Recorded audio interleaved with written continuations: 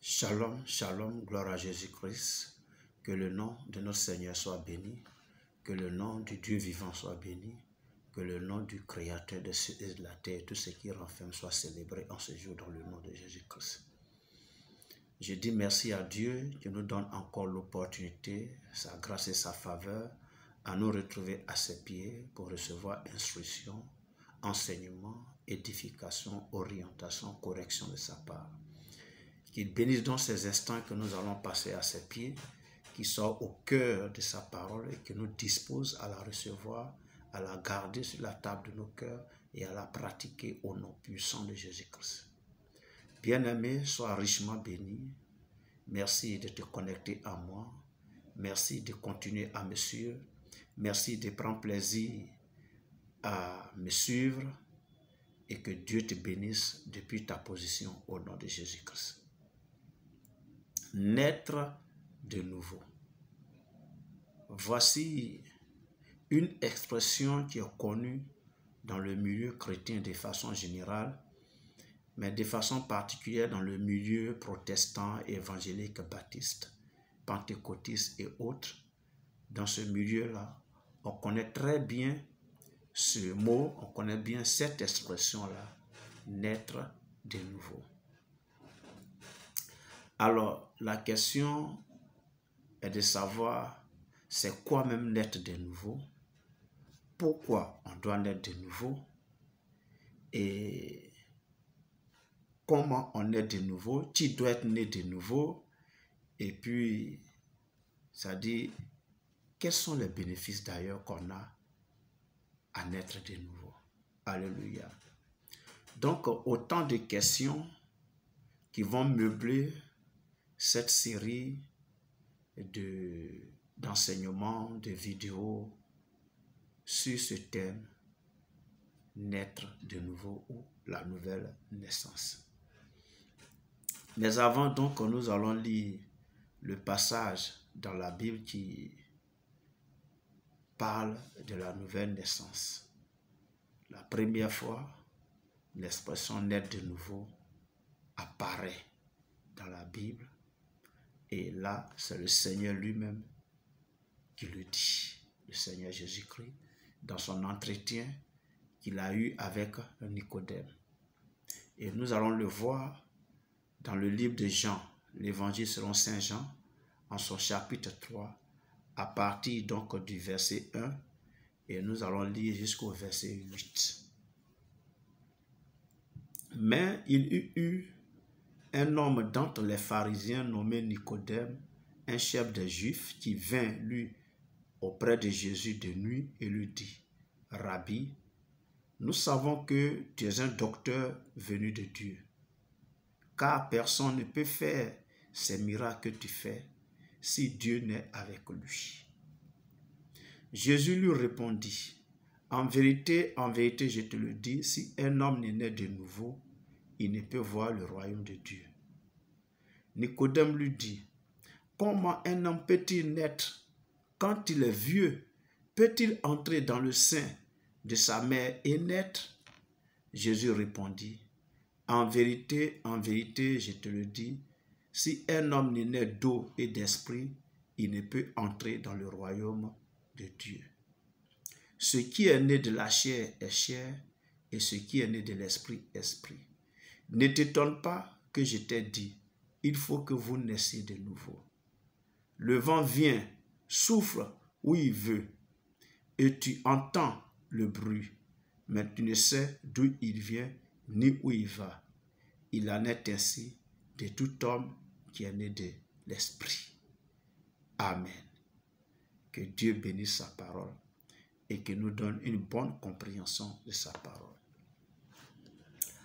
Et donc, voici le passage qui parle de la nouvelle naissance.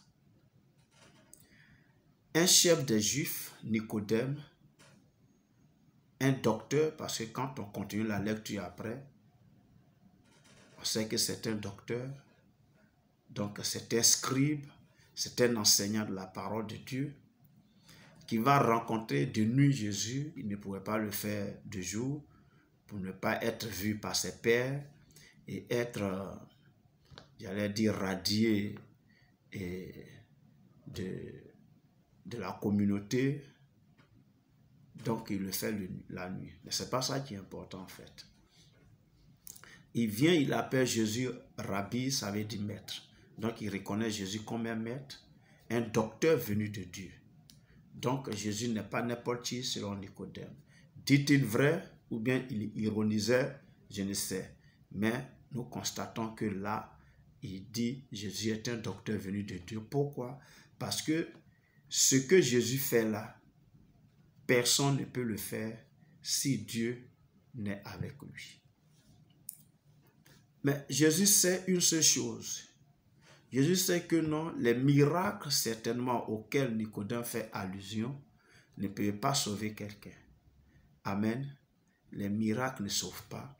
Les miracles peuvent fortifier la foi de quelqu'un, mais pour un temps, lorsqu'il aura une épreuve devant encore et que le miracle ne suit pas aussitôt, la foi de cette personne-là s'effrite et il perd et il est découragé. Alléluia. Donc Jésus sait que les miracles, c'est vrai, et ça aiguise la foi, ça crée la foi, mais ce n'est pas une foi enracinée. Et les miracles ne sauvent pas. Donc, comme Nicodème est venu le voir et que c'est un docteur des Juifs, un docteur de la loi de Dieu, alors il va saisir l'opportunité pour lui donner un enseignement que Nicodème n'a jamais compris. Alléluia. Alors Jésus saisit l'opportunité pour lui dire que Nicodème, laisse affaire de ce que j'ai fait. Hein? C'est pas ça qui est important. Il faut que tu naisses de nouveau. Si un homme ne naît de nouveau, il ne peut voir le royaume des cieux. Alors là, ça surprend Nicodème. Il dit, ah, il est barbare. Comment un être humain, déjà vu, même bébé, comment peut-il naître quand il est déjà sorti du sein de sa maman? Va-t-il y entrer à nouveau pour revenir? Donc Jésus va lui dire que non. Si un homme ne naît d'eau et d'esprit, il ne peut entrer dans le royaume de Dieu. Alléluia. Ce qui est né de la chair est chair, ce qui est né de l'esprit est esprit. Amen. Donc, la nouvelle naissance à laquelle Jésus fait allusion, ce n'est pas une naissance physique, ce n'est pas une naissance charnelle. Alléluia. C'est une naissance spirituelle. Amen. C'est une naissance spirituelle. C'est de ça qu'il est question ici. Ce qui est né de la chair est chair, mais ce qui est né de l'esprit est esprit. Donc, naître de nouveau, c'est naître d'esprit et d'eau. Alléluia.